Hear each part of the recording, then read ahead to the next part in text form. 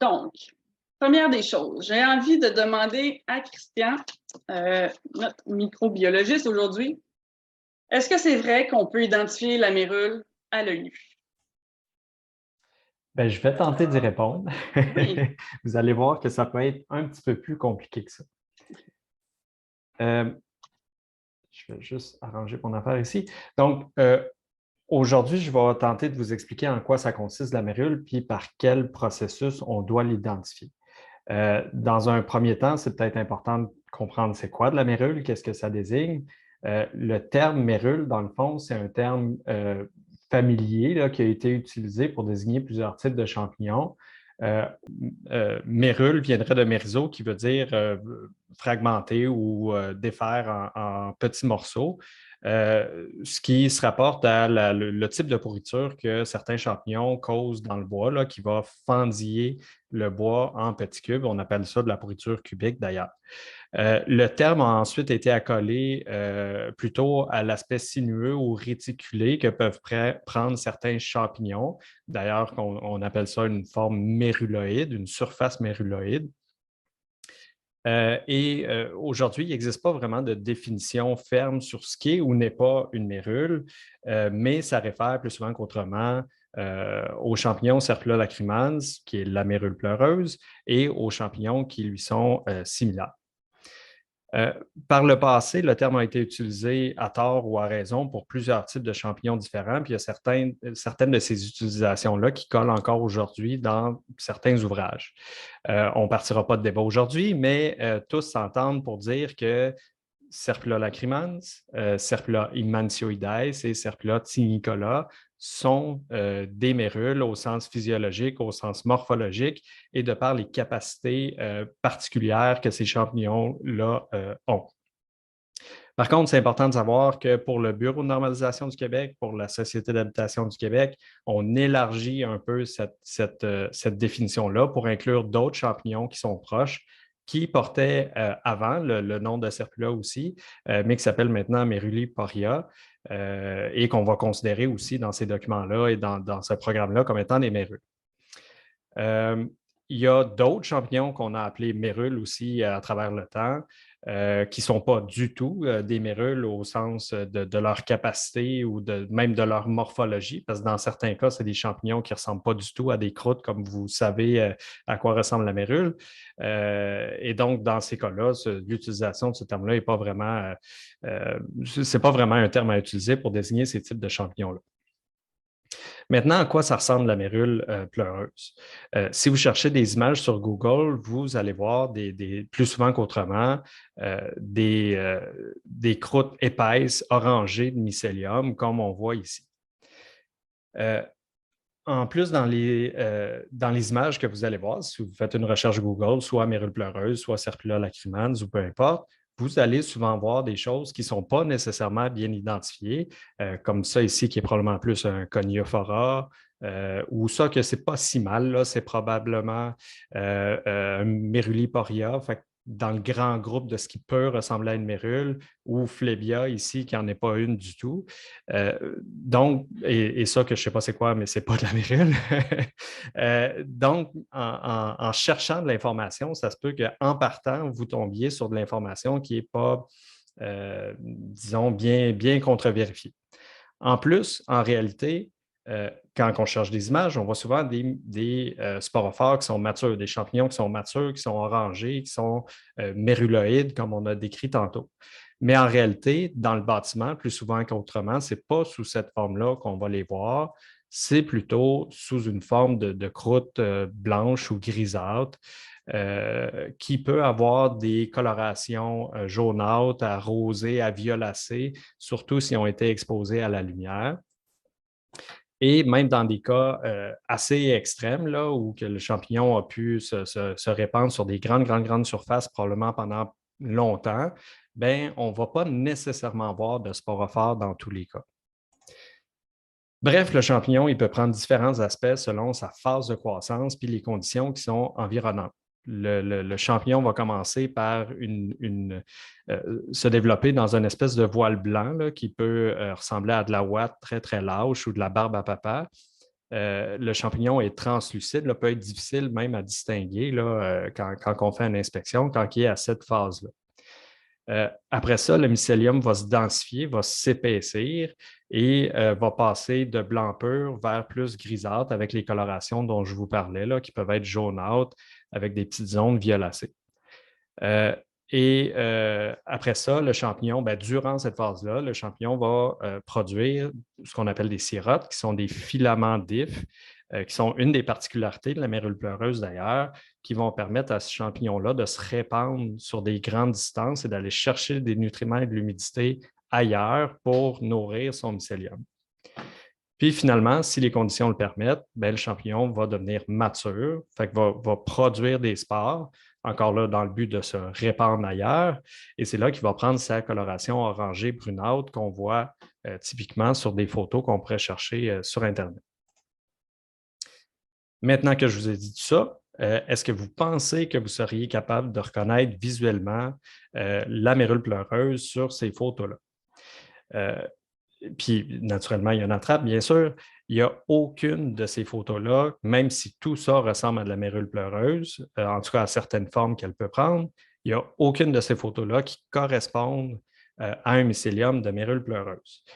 J'espère que ça vous convainc un peu que ça peut être difficile de l'identifier visuellement. Donc, comment on devrait s'y prendre pour identifier le champignon? Puis c'est un aspect important parce que la mérule, comme je vous ai dit tantôt, Serpula lacrimans, la mérule pleureuse, a une capacité unique à se répandre avec ses sirotes, ces espèces de filaments là, qui vont chercher des nutriments et de l'humidité. Puis c'est pour ça qu'on met des mesures importantes pour l'éradiquer. Ça engendre des coûts qui sont beaucoup plus importants aussi. Mais si ce n'est pas de la mérule, on n'a peut-être pas besoin d'agir avec autant d'intensité. C'est important qu'on ait le bon diagnostic, qu'on donne le bon nom au mycélium qui est présent dans l'habitation pour mettre les bonnes mesures en place. Donc, principalement, dans les laboratoires, il y a deux types de méthodes qu'on va utiliser, l'identification par microscopie ou l'identification par PCR qui peut se décliner de différentes façons, là, mais on va parler d'une façon en particulier. Pour ce qui est de l'identification par microscopie, c'est relativement simple dans le sens qu'on regarde directement le spécimen visuellement au microscope, puis on recherche des traits morphologiques qui correspondent à la mérule. Si on ne trouve pas ces traits morphologiques-là, dépendamment ces traits-là vont changer dépendamment du niveau de maturation du champignon, il faut être conscient de ça. Et si on ne trouve pas ces traits morphologiques-là, on sera en mesure de dire qu'on n'est pas en présence de mérule pleureuse. À toutes les méthodes, il y a des avantages et des inconvénients, bien sûr. Dans les avantages, il y a le fait qu'il n'y a pas de contamination croisée. Je vais vous expliquer un peu plus tard pourquoi c'est important, mais en gros, si j'ai une petite particule d'un autre champignon qui est déposée sur le spécimen que je veux identifier, ça ne va pas influencer mon identification. Ensuite, pas de faux négatifs qui pourraient être dus à des inhibiteurs, c'est-à-dire que s'il y a des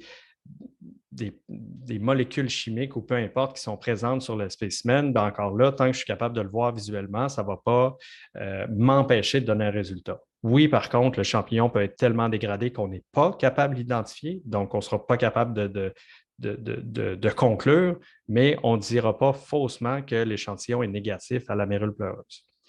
Ensuite, c'est un test qui est relativement rapide, c'est un test visuel. On reçoit l'échantillon, on fait un montage, on le regarde, on conclut si c'est de la mérule ou non. En tout et partout, s'il faut, on est théoriquement capable d'identifier ça en dedans d'une heure. Dans les inconvénients, il y a le fait que l'identification à l'espèce et au genre des champignons peut être difficile. Comme je vous dis, on est capable, par exemple, de conclure dans la très, très grande majorité des cas si c'est de la mérule ou non, mais on ne sera pas nécessairement capable de vous dire c'est quoi le nom du champignon. Parce qu'on ne connaît pas toutes les phases de développement de tous les champignons qui peuvent être dans le bâtiment. Puis souvent, c'est qu'il y a plusieurs champignons qui peuvent avoir absolument le même aspect morphologique quand ils sont très immatures. Donc, ça peut être difficile par microscopie à ce moment-là de faire une identification précise. Autre inconvénient, c'est que ça nécessite une certaine expertise pour faire l'identification par microscopie et malheureusement, il n'y a pas formation standardisée actuellement qui existe pour que tous les laboratoires, disons, soient sur le même niveau en termes d'identification, de capacité d'identification. Sinon, il y a l'approche biochimique, le PCR. C'est dans la même famille que les tests qui ont servi à la COVID. Là. Les tests spécifiques là, que le gouvernement faisait, c'était des tests PCR aussi. C'est des tests qui vont utiliser l'ADN pour aller identifier ce qu'on cherche. Donc, en quoi ça consiste? En gros, c'est qu'on va mettre un petit brin d'ADN qui est spécifique à ce qu'on cherche. Fait qu'un un brin d'ADN qui est présent dans le génome de la mérule pleureuse et que, théoriquement, qui colle juste à de l'ADN de mérule pleureuse, ou du moins au groupe de champignons qu'on veut identifier. On met ça dans un mélange avec une enzyme qui est réplicante, qui va permettre à l'ADN de se dédoubler. Puis, il y a d'autres affaires dans la recette, ça va, on ne va pas aller dans les détails. Mais en gros, si notre petit bout d'ADN que nous, on rajoute artificiellement dedans, s'il colle sur quelque chose qui est dans mon mélange, bien là, automatiquement, mon ADN va se répliquer et je vais être capable de visualiser ça quelques heures plus tard. Donc, dans ce cas-là, spécifiquement l'utilisation de ce type de test PCR-là, on a une réponse oui-non. Oui, j'ai de l'ADN de mérule dans mon mélange ou non, j'en ai pas. L'avantage de cette méthode-là, c'est que l'identification peut être très, très précise. On peut avoir des petits bouts d'ADN spécifiques à Serpula lacrimans, d'autres qui seraient spécifiques à Fibroporia vaillanti et ainsi de suite. On peut théoriquement identifier toutes les espèces qui existent en utilisant cette méthode-là. Autre avantage, c'est que ça nécessite juste un très petit fragment de matériel. On n'a pas besoin d'un mycélium en bon état pour faire l'observation. On a besoin d'un petit peu de matière génétique. On va mettre ça dans notre mélange et théoriquement, on est capable d'avoir une identification basée là-dessus. Aussi, si on a beaucoup d'échantillons à traiter en même temps, ça peut être une méthode qui est peu coûteuse. Si à chaque fois on a un réplica à faire, bien là, c'est peut-être pas la méthode la moins chère, mais si on a un certain volume, là, ça peut être une solution qui est peu coûteuse. Dans les inconvénients, sa force et sa faiblesse, dans le sens que si on a des bonnes amorces, ça peut identifier n'importe quoi, mais parfois, c'est difficile de valider que nos petits bouts d'ADN, qu'il faut qu'ils soient spécifiques à quelque chose en particulier, ne vont pas aller s'accrocher à d'autres choses qui peuvent être présentes dans le même environnement. Ensuite, c'est susceptible aux inhibiteurs. Donc, s'il y a certains produits qui ont été aspergés ou des choses comme ça peut venir contrecarrer cette réaction-là et nous donner un faux négatif, quoi qu'on devrait être en mesure de s'en rendre compte quand la méthode est le protocole est bien établi. Ensuite, peut-être le problème le plus important, c'est que c'est susceptible à la contamination croisée. Ça prend très peu de matériel génétique pour détecter de la mérule et donc, si quelqu'un utiliserait un outil contaminé d'un autre travail qu'on a fait auparavant où il y avait de la mérule pleureuse, on réutilise cet outil-là qui a été mal nettoyé, mal décontaminé ou peu importe, bien, on peut déposer assez de matériel génétique facilement pour se retrouver avec un résultat positif. Donc, c'est ça. Le moindre petit morceau de matériel génétique qui est dans ce mélange-là peut faire en sorte qu'on ait une réaction de contamination croisée. Donc, dans le doute, idéalement, laboratoire, ce qu'on fait, si on n'est pas capable d'être certain d'un côté ou de l'autre, c'est qu'on va utiliser les deux méthodes, tout simplement. Identification PCR qui est confirmée par une observation microscopique. Dans ces cas-là, on permet de limiter les inconvénients des deux méthodes. Et c'est d'ailleurs cette approche-là qui est recommandée dans la norme du Bureau de normalisation du Québec sur la contamination des bâtiments par la mérule pleureuse. Et je pense que j'ai respecté mon temps. C'est réussi, Christian. On a peut-être le temps pour une question, si jamais il y en a parmi vous là, qui veulent revenir sur un petit aspect qui a été mentionné par Christian ou... Non, c'était très clair. OK, bon, ben merci Christian. Je pense qu'on peut passer au deuxième mythe maintenant qu'on a une bonne base sur la mérule et surtout les façons d'identifier. Prochaine affirmation, en fait, c'est quelque chose que j'ai entendu à quelques reprises. Ah, de toute façon, c'est impossible d'identifier de la mérule à l'inspection. On ne pouvait pas le savoir. Anastasia, qu'en est-il? Ben, bonjour à tous. Je vais, je vais m'entendre en écho, je ne sais pas. Ah, OK, super. Donc, en inspection, c'est impossible de déceler la mérule. Ben, je ne suis pas tout à fait d'accord. Parce que il y a plusieurs professionnels qui travaillent au niveau du bâtiment et je trouve ça super important de revenir sur le fait qu'une bonne inspection rigoureuse peut amener aussi le client à se poser des questions. En fait, il y a 3 clés pour garder un bon bâtiment. Puis la première, c'est éloigner l'eau. La deuxième, c'est éloigner l'eau. La troisième, c'est éloigner l'eau. À partir du moment où on a compris qu'on a beaucoup de facteurs, on a des infiltrations d'eau antérieures, il faut que le professionnel y allume. On a un vide sanitaire qui est toujours humide, il faut que le professionnel allume. Donc, c'est ce qui va faire aussi qu'une bonne inspection va amener les gens à vraiment se positionner et à dire, OK, j'ai vraiment beaucoup d'humidité. Il y a quelque chose, le bois, il semble un petit peu friable à certains endroits.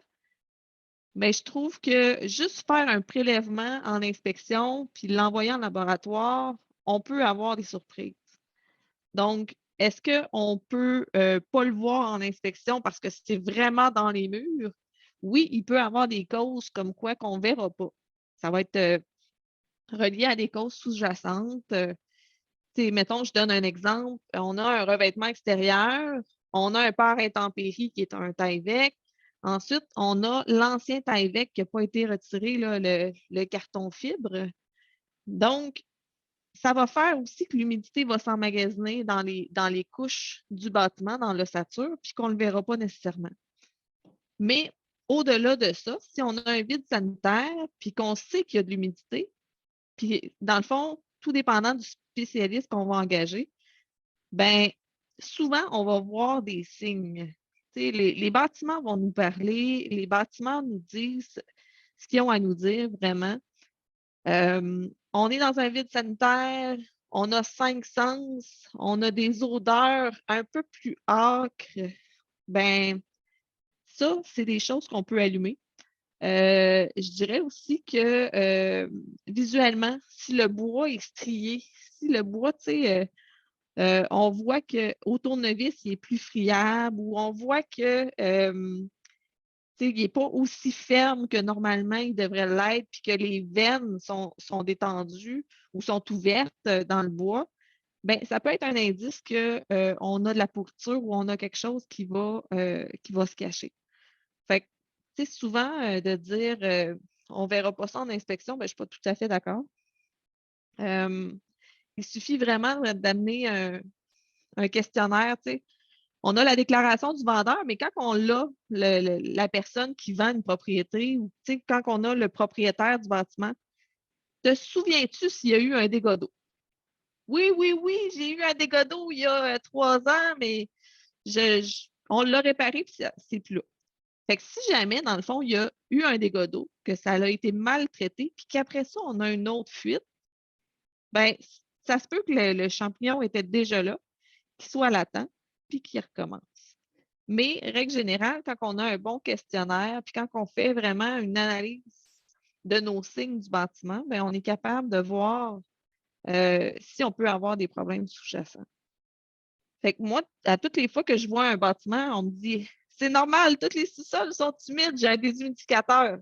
OK, d'accord, parfait. Il fonctionne comment ton déshumidificateur? À quelle fréquence? Ah, il fonctionne tout l'été. OK, super. Ben, il y a peut-être, oui, il y a peut-être pas nécessairement de la mérule, mais le fait qu'on a des matières organiques dans le bâtiment, le fait qu'on a les ingrédients de un mur qui est fermé avec pas de ventilation et qu'on a de l'humidité, ben, on peut le déclencher. Fait que ça dépend vraiment là, comment qu'on va faire notre inspection puis comment qu'on va regarder.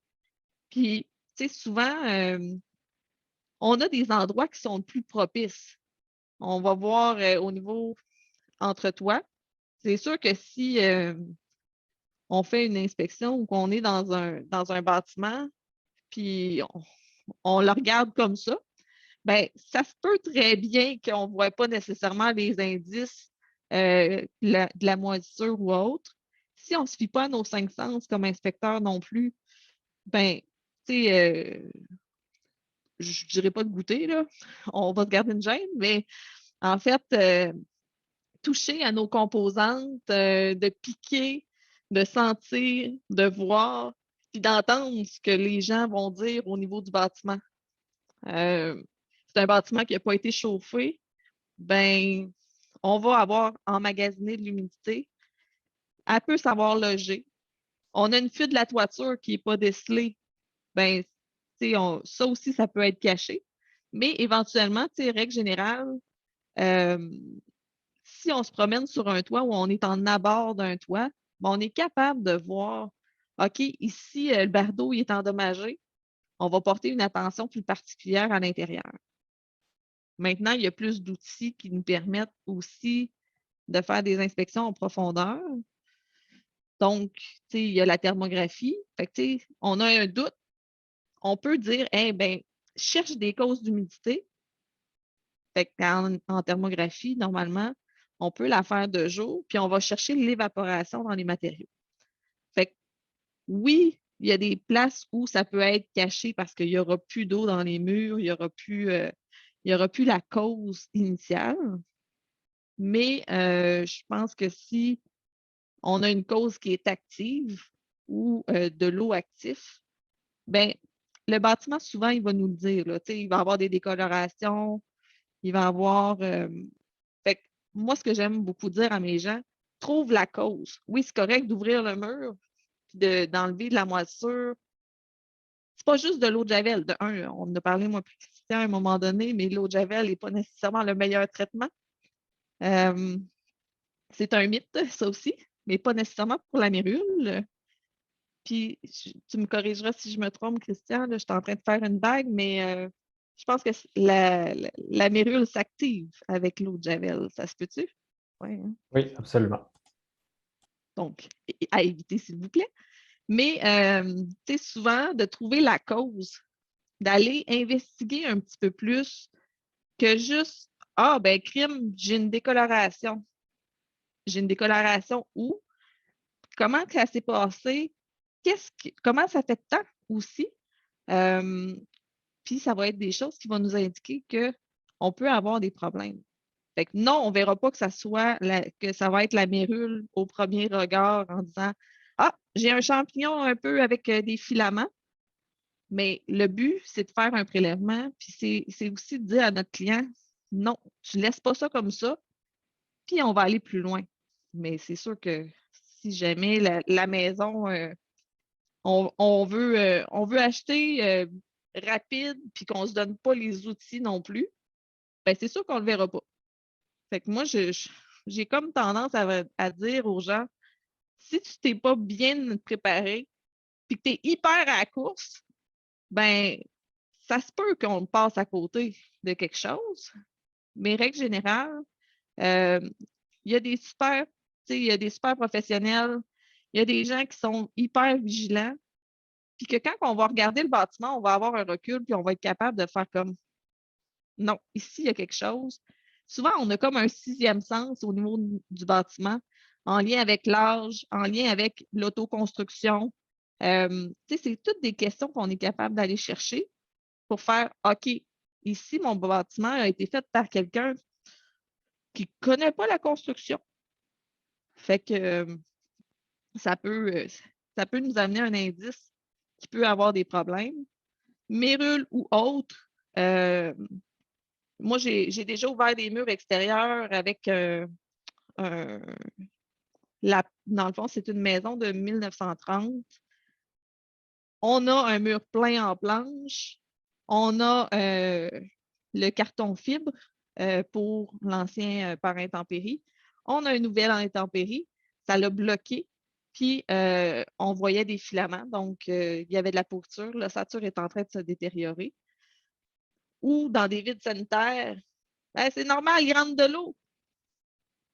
Ben, à partir du moment où c'est normal qu'il rentre de l'eau, moi, je me poserais des questions. Fait que souvent, par méconnaissance, il y a beaucoup de gens qui vont dire ben, on ne sera pas capable de déceler des champignons ou de déceler de la mérule dans un bâtiment. Mais si on questionne bien les gens, y a-tu déjà eu une infiltration d'eau? Oui, mais tu sais, ça a coulé quelques mois ou ça coule par intermittence. Ben, on est supposé allumer. Ensuite de ça, ah, mais il rentre toujours de l'eau dans le sous-sol, c'est normal. OK. Ce qui est normal pour toi n'est peut-être pas normal pour moi. Fait qu'à partir du moment où on a une composante qui est latente, puis que le champignon va se développer beaucoup avec de l'humidité, ben notre rôle, c'est de chercher des problèmes d'humidité, des problèmes qui peuvent dire mon bâtiment va me parler, puis je vais voir des filaments ou je vais voir des choses. Fait que moi, je pense que règle générale, de faire bien le tour, de bien se former, puis d'acheter un bâtiment, oui, qui a été rénové, mais de savoir par qui, comment, ça va nous amener vraiment à autre chose. Si c'est des gens qui sont un petit peu plus défavorisés, qui n'avaient pas nécessairement les moyens de faire des rénovations par un entrepreneur, ça se peut aussi qu'on ait besoin d'être plus vigilant en tant que professionnel. Parce que est-ce que le pare-vapeur est étanche en arrière du mur? Est-ce qu'il y en a un? Est-ce qu'on a créé un vide sans s'en rendre compte, puis l'humidité va faire de la condensation? Ben, c'est de poser des questions. Fait que je pense que le premier, on a un œil critique comme professionnel, on a de la formation, on connaît nos composantes. Il faut connaître aussi l'équilibre du bâtiment. Il faut aussi connaître comment on répare un bâtiment d'à peu près de cet âge-là, tout dépendant de l'âge du bâtiment. Et ensuite de ça, de poser des questions, de toujours être en mode analyse. Puis je pense qu'on va pouvoir trouver beaucoup de problèmes.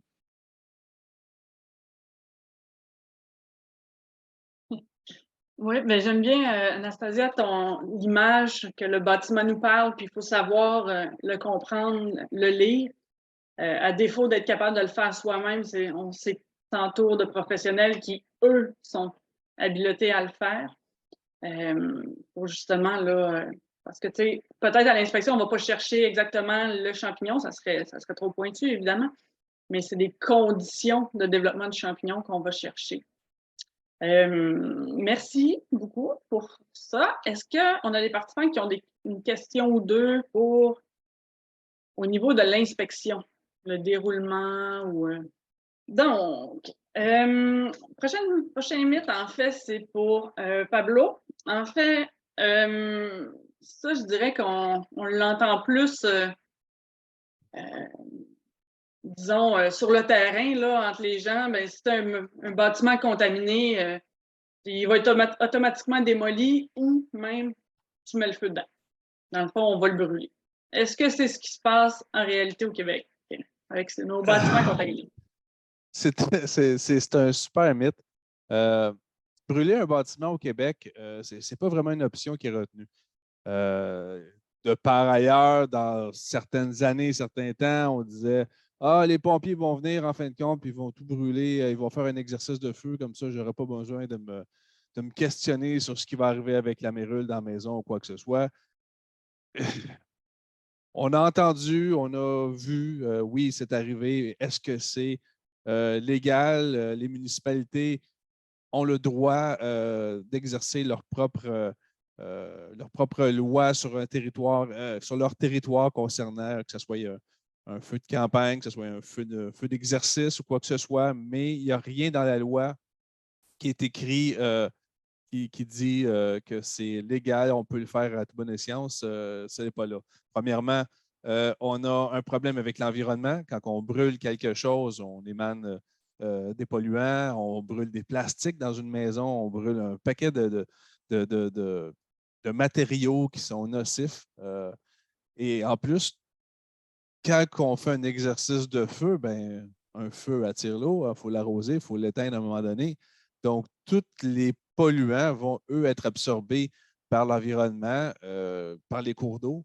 Ce n'est pas la bonne pratique. Puis, le mythe qui n'en est pas un, il y a tellement autre chose à faire que de brûler une maison. Il y a toujours les moyens de Une mise à terre, va de soi, est beaucoup mieux qu'une mise à feu. La mise à feu, comme je vous dis, on ne contrôle absolument rien, tandis que la mise à terre, oui, on va contrôler quelque chose. Ceci étant dit, il y a plusieurs étapes avant de se rendre à une mise à terre d'un bâtiment. On a tellement de moyens de réhabilitation pour être capable de cerner, de réhabiliter l'environnement pour la maison pour justement faire en sorte que la mérule ne se reproduise plus dans cette maison-là. Il y a toujours les mêmes problématiques qui reviennent tout à l'heure. Mme Anastasia l'a mentionné. Il y a 3 affaires, l'eau, l'eau et l'eau. Et effectivement, s'il n'y a pas d'eau, il ne devrait pas avoir de problème. Il y a toujours possibilité mais sans eau, c'est beaucoup plus complexe que la mérule se reproduise.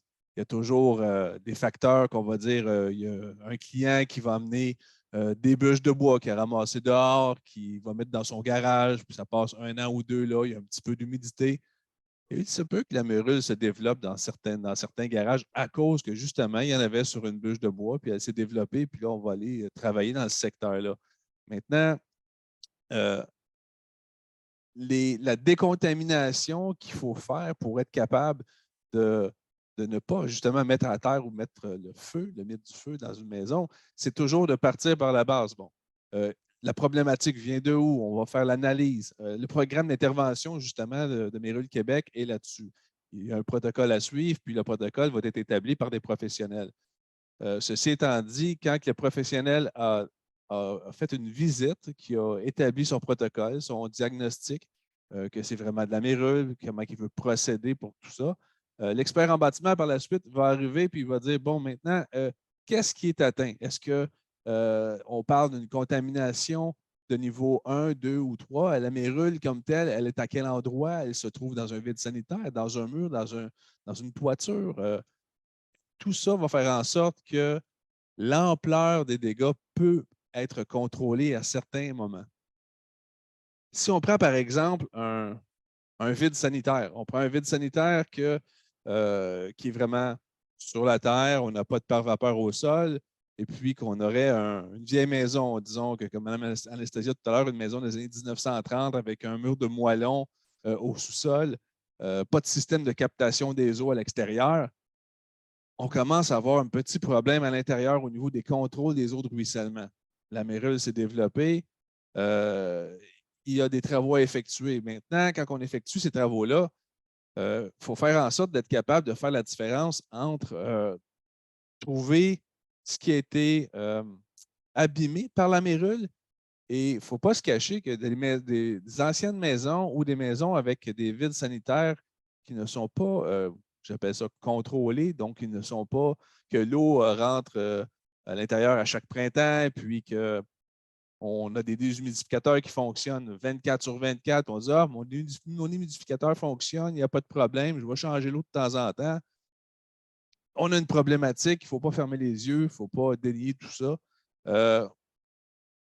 Certaines contaminations, l'ampleur de la contamination va faire en sorte que on va devoir travailler un petit peu plus loin que juste aux endroits où la mérule a été découverte. Où je veux en venir avec tout ça, c'est que quand on réhabilite un vide sanitaire ou qu'on réhabilite une partie de la maison, il faut toujours prendre en considération qu'il faut trouver la solution pour ne pas que tous les éléments fassent en sorte que la mérule peut revenir et se développer à l'intérieur de la maison. C'est ce qui amène certains frais, certains coûts. Je vous ai fait quelques petites slides, pas des slides, mais plutôt des. Je vais vous partager mon écran. Vous me direz si c'est possible pour vous de le voir. Je vous partage ça à l'instant. Est-ce que vous voyez bien mon écran?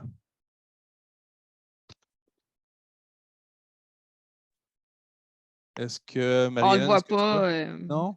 Pas Pas encore? encore. OK. Et maintenant? Oui. Parfait. Ça, c'est pour vous donner une petite idée des problèmes quand on dit je vais mettre le feu à ma maison parce qu'elle est trop maganée, elle est trop brisée, elle est trop contaminée.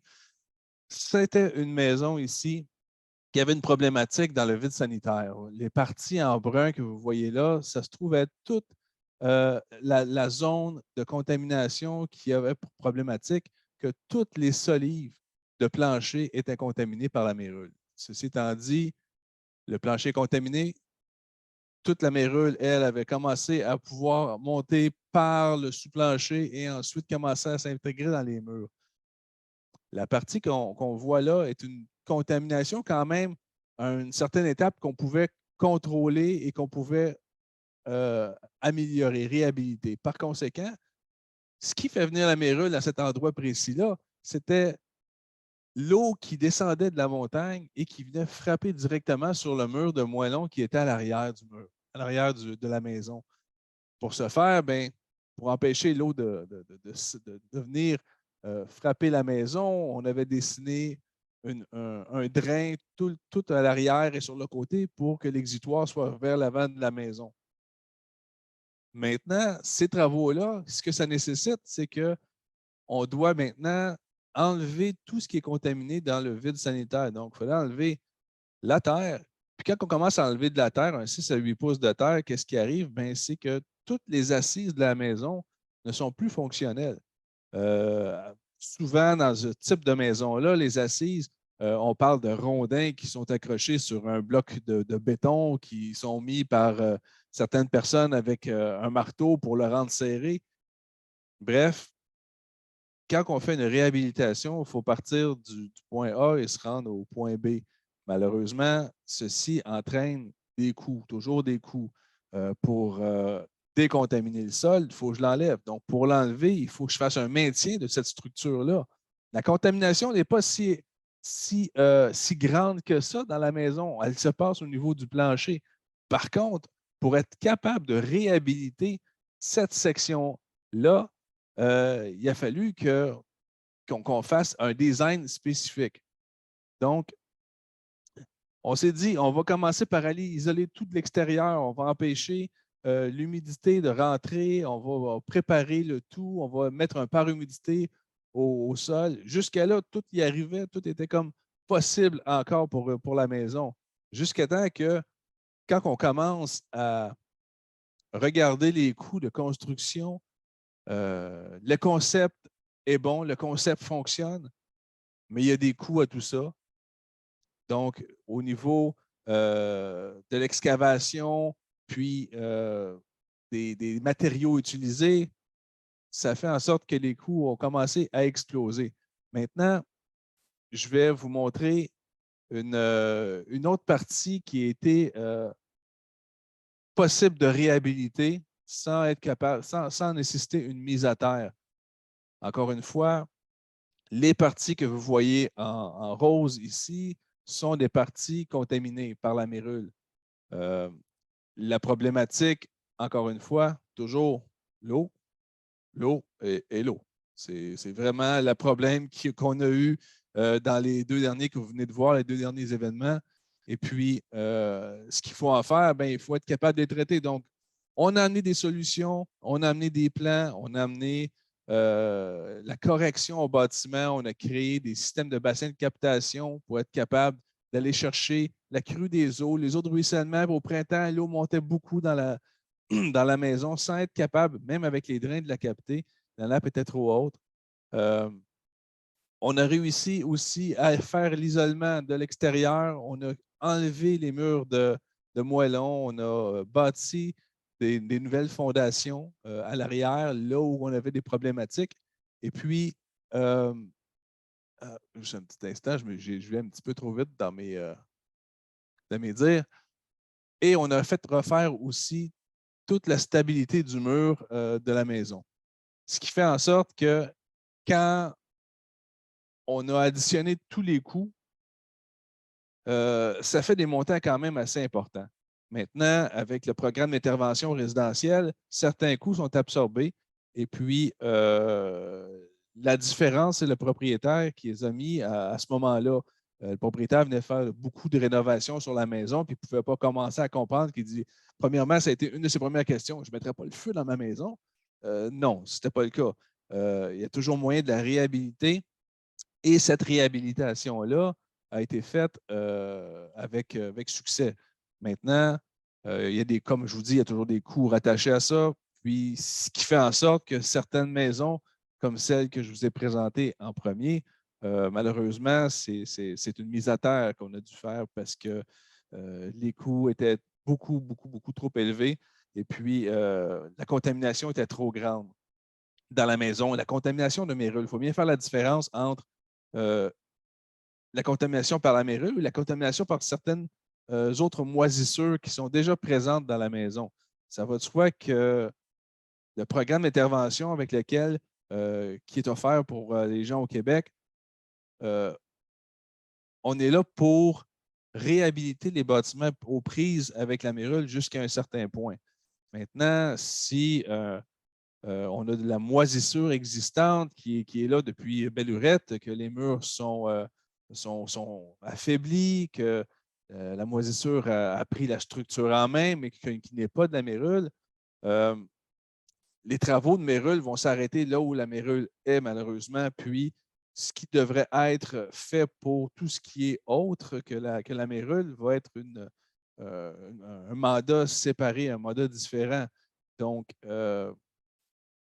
la mise à terre d'un bâtiment va faire en sorte qu'il n'y a plus d'alternative. On est rendu au bout de tout ce qu'on a pu faire ou pouvoir penser pour être capable de réhabiliter le bâtiment.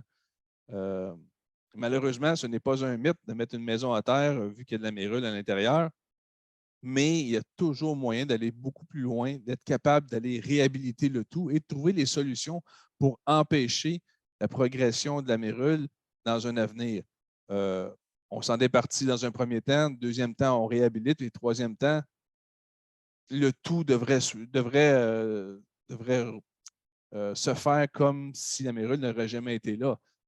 Maintenant, quand tout est appliqué à la lettre selon différents corps de professionnels, il est important de faire confiance quand on fait appel à un professionnel de ses dires, de ses écrits, ses devis, ses protocoles. Parce que bien des fois, malheureusement, on voit des travaux qui sont superflus au-delà de ce qui a été demandé et qui fait en sorte que justement la facture est tellement élevée que le propriétaire dit bon, ben, j'ai plus de recours, je ne sais plus quoi faire.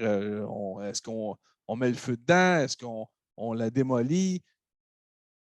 Tout ça, c'est vraiment malheureux, mais chacun a ses limites. Puis, pour commencer à dire à quelqu'un ou à un propriétaire, c'est quand même assez compliqué. C'est très éthique même de dire à quelqu'un que oui, nous allons mettre la maison à terre. C'est la proposition qu'on fait à quelqu'un. Ses avoirs, sa vie dans sa maison, son cœur, c'est tout ça qu'on lui enlève quand on arrive à ce terme-là. On essaie de ne pas y arriver le plus souvent possible et le plus souvent, on réussit de passer outre qu'une mise à terre. Le mandat est clair pour nous. Le mandat, c'est vraiment d'assurer toute l'élimination de la mérule pour ne pas qu'elle revienne et de prendre en charge aussi tout ce qui ferait en sorte qu'elle pourrait revenir. C'est un programme qui est quand même large, un mandat qui est large pour l'expert, mais qui fait en sorte que si c'est vraiment suivi au pied de la lettre, on ne devrait plus avoir de problématiques comme ça. Donc, est-ce que un mythe ou réalité pour le feu? Eh bien, avec ce que je viens de vous dire, vous voyez qu'il y a une mise à terre qui est toujours possible selon les lois et qui est faite dans les normes pour protéger l'environnement. Mais le feu est complètement pas retenu au Québec. Bon, mais merci bien, Pablo. On a peut-être le temps pour une petite question. Vous êtes vraiment bon pour respecter le temps. C'est incroyable. Voilà, je pense qu'on va enchaîner avec le prochain mythe. Le prochain mythe, en fait, fait référence davantage, je trouve, à la réponse de l'entourage de quelqu'un qui a un bâtiment contaminé. Souvent, c'est ce que on va dire à quelqu'un, tu as un bâtiment contaminé, ben, tu n'auras pas le choix de faire faillite avec une petite tape sur l'épaule aux gens. Est-ce que c'est vrai que c'est l'option qui est pratiquement toujours retenue au Québec, Mme Duval-Martin? Ou Bonjour. avons-nous d'autres solutions? Ah. Bonjour tout le monde. Mon nom est Véronique Duval-Martin. Je travaille à la Société d'habitation du Québec. Je vais partager là, mon écran. Vous me direz si vous voyez bien ma présentation. C'est beau? Vous voyez Oui. la présentation? OK, excellent. Donc, moi, je vais essayer là, de démystifier le mythe quand on apprend qu'on a de la mérule chez soi, est-ce qu'on fait automatiquement faillite?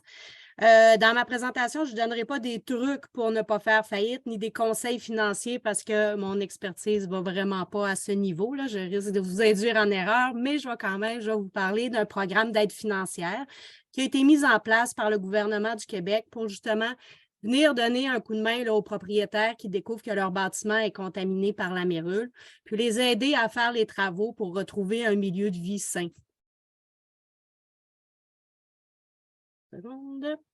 Donc, ce programme-là, c'est le programme d'intervention résidentielle Mérule. Son objectif principal, c'est vraiment de venir réduire le fardeau financier des propriétaires de bâtiments résidentiels contaminés par la mérule. Donc, c'est sûr que vous allez continuer à avoir des enjeux financiers, mais ça vient quand même là, aider beaucoup pour la réalisation des travaux. En fait, c'est une aide financière qui consiste à une aide financière de 90 000 là, pour les bâtiments qui vont pouvoir être décontaminés et réhabilités et de 150 000 pour la démolition et reconstruction de bâtiments.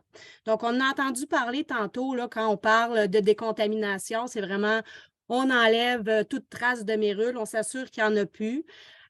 On reconstruit un peu parce qu'en ôtant les traces de mérule, des fois, on peut ôter quand même des parties importantes du bâtiment et on s'assure de réhabiliter le bâtiment parce qu'effectivement, ce n'est pas juste d'ôter toute trace de mérule, il faut savoir comment ça que le bâtiment a été contaminé par la mérule. S'il y a une infiltration d'eau, il faut venir la corriger pour ne pas que ça revienne.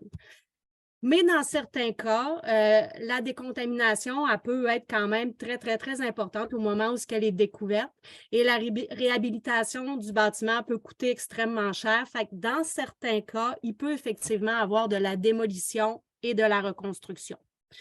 On va appliquer un taux de 75 % sur le coût des travaux. Donc, le propriétaire doit payer un minimum au moins 25 % des travaux. Par exemple, si les travaux coûtent 100 000 l'aide financière va couvrir 75 000 et le propriétaire va devoir assumer le 25 000 restant.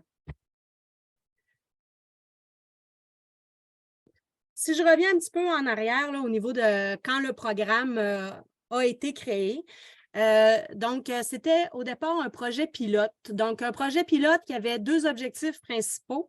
Le premier, c'était réduire le fardeau financier des propriétaires aux prises avec un bâtiment contaminé. Et l'autre, c'était de venir documenter le phénomène de la mérule pleureuse là, au Québec. C'est un phénomène quand même qui était nouveau pour les instances gouvernementales. Donc, on voulait venir documenter cet aspect-là.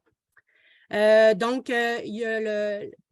premières demandes d'aide financière ont été reçues à partir du 5 octobre 2018 et le programme a duré 2 ans et demi. Au cours de ce programme-là, il y a eu deux modifications importantes que je trouvais la peine là, de venir souligner. Au départ, le nom du programme, c'était Programme d'intervention résidentielle mérule pleureuse. Donc, ça s'adressait à des bâtiments contaminés par la mérule pleureuse. Mais petit à petit, on s'est rendu compte qu'il n'y avait pas juste de la mérule du type pleureuse, il y avait d'autres types de mérules et ces bâtiments-là n'étaient pas admissibles au programme parce que ce n'était pas de la mérule pleureuse. Donc, il y a eu une modification au programme pour faire en sorte que les différents types de mérules soient admissibles. L'autre modification au programme, qui est quand même assez importante, ça a été l'augmentation de l'aide financière. Donc, au tout début, l'aide financière admissible, c'était 75 000 pour la décontamination et la réhabilitation du bâtiment et 100 000 pour la démolition et reconstruction du bâtiment. Donc, ça a été modifié pour augmenter l'aide financière. Le programme, au bout de 2 ans et demi, le programme projet pilote a pris fin. Le gouvernement a quand même décidé de prolonger et de faire quelques modifications au programme. Ils l'ont prolongé d'1 an, puis à nouveau l'an dernier, quand il s'est terminé, ils l'ont prolongé d'une nouvelle année. Donc là, comme vous pouvez voir, il prend fin le 31 mars 2023. Donc là, je vous entends me dire... oui, OK, bien là, le programme, il prend fin. Qu'est-ce qui arrive? Pourquoi tu m'en parles si le programme, il se termine le 31 mars 2023? Je ne vous cacherai pas qu'il y a une volonté du gouvernement là, de prolonger à nouveau le programme. Par contre, comme c'est une décision politique, qu'elle n'est pas encore prise, la décision, moi, je ne suis pas en mesure de vous confirmer si oui ou non il va revenir et quand la décision va être prise, mais il y a une volonté gouvernementale pour que ça revienne. Entre le... Oups. Excusez-moi. J'ai pesé sur quelque chose. Peut-être que vous ne voyez pas à votre écran. OK. Entre le projet pilote et le programme actuel, il y a eu deux modifications quand même assez importantes. Entre autres, il y a des bâtiments qui sont devenus non admissibles au programme. Donc, entre autres, c'est un propriétaire qui aurait acheté son bâtiment après le 4 octobre 2018. 4 octobre 2018 parce que le programme a commencé le 5 octobre 2018. Donc, un propriétaire qui aurait acheté son bâtiment sans garantie légale, par exemple, ou sans inspection pré-achat, puis que par la suite, il découvre qu'il y a de la mérule dans son bâtiment, bien, il devient non admissible au programme. Et également, l'autre modification, c'était que le propriétaire devait demeurer propriétaire occupant 2 ans après la réalisation des travaux et le versement de l'aide financière. Si on rentre plus dans le programme, donc qui est admissible au programme, c'est les personnes, les propriétaires occupants des bâtiments et il faut que le bâtiment, ça soit sa résidence principale. Donc, les chalets ne sont pas admissibles, c'est vraiment la résidence principale du propriétaire. Ça doit être situé sur le territoire du Québec. Donc, en général, tous les bâtiments, ces bâtiments-là peuvent être admissibles. Il y a seulement ce que le fédéral entend par réserve indienne là, qui n'est pas admissible au programme. Et le programme, il doit être formellement déclaré par une méthode reconnue par la SHQ comme étant contaminée par la mérule. Dans le cadre du programme, la méthode qui a été retenue, c'est que l'échantillon doit être analysé par le Centre d'expertise en analyse environnementale du Québec. Le Centre d'expertise, c'est une entité du ministère de l'Environnement. Donc, c'est lui qui doit évaluer l'échantillon, analyser l'échantillon. S'il y a de la mérule, le bâtiment devient admissible s'il respecte les autres conditions. S'il n'y a pas de mérule, c'est bien tant mieux pour le propriétaire, dans le fond. Il y a une problématique de champignons. Il faudrait qu'il règle aussi sa problématique, mais ça risque de coûter beaucoup moins cher que si ça avait été de la mérule. Au niveau des types de bâtiments admissibles, on a c'est des petits bâtiments résidentiels qui sont admissibles. Dans la plupart des dossiers qu'on a, c'est des maisons unifamiliales, mais ça peut être des duplex, des triplex, des maisons arrangées et des maisons mobiles également. Là, je ne veux pas vous faire peur là, en vous présentant ce beau graphique de schéma de traitement d'une demande. J'en conviens, il y a beaucoup d'étapes, mais mon objectif aujourd'hui, ce n'est pas de vous parler de chacune des étapes, c'est de vous parler des différents intervenants qui doivent être consultés tout au long de la démarche d'une demande, lors du dépôt d'une demande d'aide financière. Donc, si on y va plus particulièrement, là, ici, là, on a au départ là, le propriétaire qui découvre qu'il y a de la mérule, il dépose une demande d'aide financière à la SHQ. Et nous, ce qu'on lui demande, c'est de trouver un spécialiste en analyse environnementale pour débuter sa démarche. Le spécialiste en analyse environnementale, il y a 2 mandats bien particuliers. En premier, c'est d'aller prélever le champignon dans le bâtiment. Puis envoyer l'échantillon au centre d'expertise en analyse environnementale pour faire l'analyse, pour voir s'il y a de la mérule ou pas. Par la suite, son autre responsabilité, c'est de rédiger un rapport d'évaluation de la contamination. Dans ce rapport-là, le spécialiste va mentionner, entre autres, il va décrire la délimitation là, de la zone qui est contaminée par la mérule, il va dresser les matériaux à traiter, puis il va décrire les techniques de décontamination.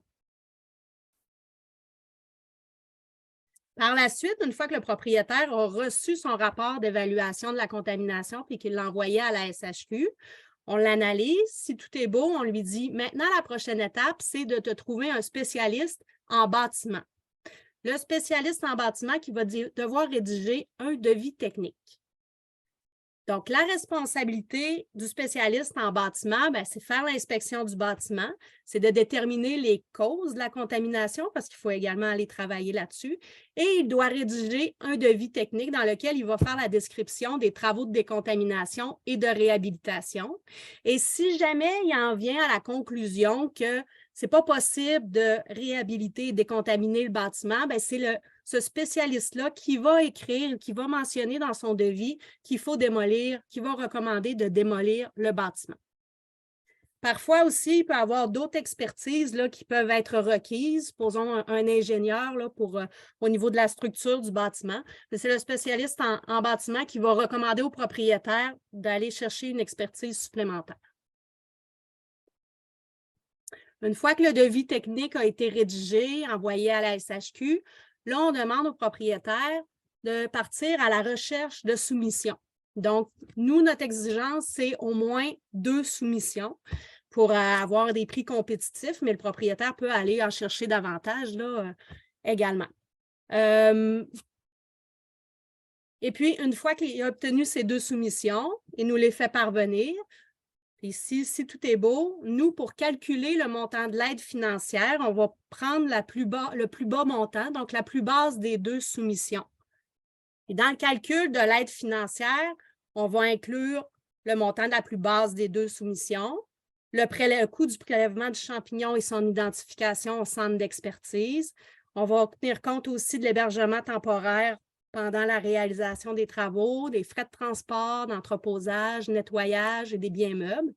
Ces coûts-là, c'est sûr que des fois, ils ne sont pas reconnus parce que le propriétaire atteint déjà le maximum d'aide financière pour ses travaux. Donc, si le 90 000 est déjà atteint, c'est sûr qu'on ne pourra pas reconnaître les coûts d'hébergement temporaire, par exemple.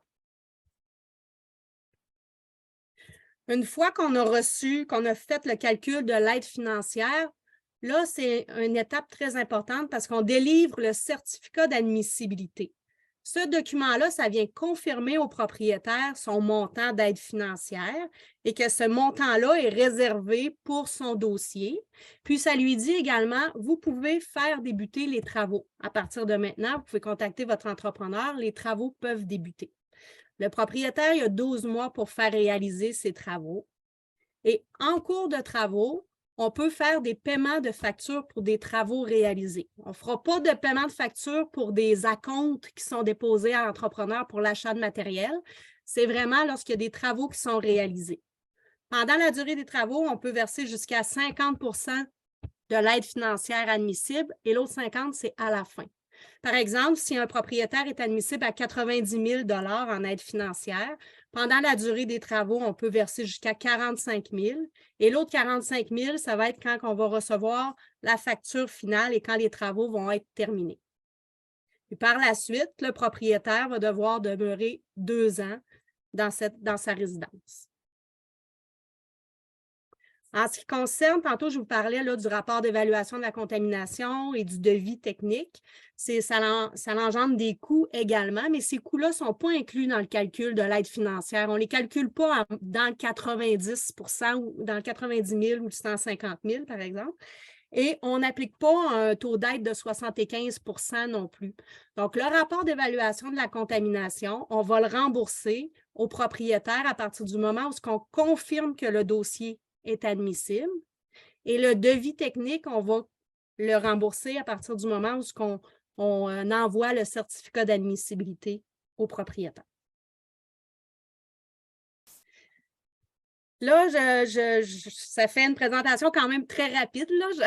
Il y a quand même beaucoup d'informations. J'ai été vraiment sur les éléments, là, les points essentiels. Ce que je peux vous dire, c'est que vous pouvez aller voir là, sur le site de la SHQ pour des informations plus générales sur le programme, pour trouver des documents, la demande de participation. Mais si vous avez des questions et vous voulez nous parler, vous pouvez contacter la SHQ et vous pouvez également nous écrire à l'adresse du programme Mérule. Voilà, ça fait le tour. Je veux juste revenir peut-être sur un dernier mythe. Je vais vous partager mon écran. En fait, ça, c'est suite à mes échanges téléphoniques avec les propriétaires. Et à ce qu'on me dit... Attendez, ça vient. Oups. Donc, la mérule pleureuse au Québec, ben, c'est pas compliqué, il y en a juste au Bas-Saint-Laurent. Puis, j'y vais de façon plus précise parce que dans les derniers mois, j'ai même eu une dame qui m'a appelé, puis son inspecteur lui avait dit de toute façon, la mérule pleureuse, il y en a juste en Europe. Fait que là, on va ramener ça à nous au Québec. On sait très bien, après la discussion d'aujourd'hui, que ce n'est pas le cas. Ça, c'est une petite carte que vous avez peut-être vue, qui est sur notre site Internet. C'est une carte interactive, en fait, qui recense les cas de mérule pleureuse identifiés au Québec. Les petites pastilles de couleur, là, ça veut dire qu'il y a un cas au sein de cette municipalité-là. Jamais, là, c'est l'endroit précis de la contamination, parce que même moi, là, quand j'obtiens les données, je n'ai pas l'adresse. Tout ce que j'ai, c'est l'année et la ville. Fait que j'y vais aléatoirement. Et cette carte-là est faite en collaboration avec les laboratoires qui font de l'identification de la mérule pleureuse. Donc, les petits laboratoires, ça va généralement très, très bien. On a une bonne collaboration. Les laboratoires de superficie supérieure, de dimension supérieure, en fait, souvent, je n'aurai pas leurs données. Donc, ils ne sont pas intégrés à la carte parce qu'une fois qu'on devient un peu trop gros, là, on a des politiques un peu plus établies de données confidentielles, alors que je ne demande aucune donnée confidentielle, là, comme je viens de vous l'expliquer. Donc, c'est ce qui explique qu'au Saguenay, vous pouvez voir qu'il y a juste 3 cas. Est-ce que ça représente réellement la situation? Je ne crois pas, mais vous comprendrez que le laboratoire établi dans cette région-là ne collabore pas à notre projet de carte. Donc, la mission d'origine de cette carte-là, en fait, c'était de montrer l'étalement, la répartition géographique de la problématique à l'échelle du Québec. Donc, on a un point aux îles de la Madeleine, cette île en Abitibi, évidemment une bonne concentration dans le sud du Québec. Et c'est pour vous montrer que, oui, il y en a au Bas-Saint-Laurent, le Bas-Saint-Laurent étant ici, mais ce n'est pas du tout la seule région où il y en a au Québec. Donc, je vous ai fait ici un petit zoom là, sur les régions périphériques autour de Montréal. Et si je prends les données de notre carte, les données, en fait, là, ce que vous avez vu, tous les petits points, c'est de 2010 à 2021. Les données de 2022 ne sont pas encore intégrées. On peut voir qu'on a le Bas-Saint-Laurent, qui en a quand même beaucoup, effectivement, mais qui n'est pas très loin derrière Lanaudière, les Laurentides, Capitale-Nationale, évidemment Montréal. Donc, c'est clairement pas la seule région où il y en a au Québec. Pourquoi cette perception-là? Je pense que c'est le cas de Saint-Marcellin qui a été largement médiatisé. Les gens des autres régions se sont peut-être sentis loin de ça, de Saint-Marcellin. Puis, on a eu tendance à dire « Ah, ça se passe dans le bas du fleuve, ça se passe là, puis il n'y en a pas chez nous. » Malheureusement, ce n'est pas la réalité. Comme on l'a vu à maintes reprises aujourd'hui, la mérule, elle, ce qu'elle cherche, c'est des conditions pour se développer. Une fois qu'elle les a, qu'on soit à Lanaudière ou à Rimouski, elle peut se développer. Donc voilà, c'est un survol hyper rapide de notre petite carte. Puis, je profiterai peut-être, là, il nous reste 4 minutes pour prendre une question. Mais je veux remercier particulièrement nos invités aujourd'hui pour le temps qu'ils ont consacré, le temps de préparation. Je pense que vous avez apprécié. Là. Moi, j'ai trouvé ça vraiment intéressant. Puis, c'est toujours un plaisir de vous écouter puis de voir que les spécialistes se mobilisent pour la mérule.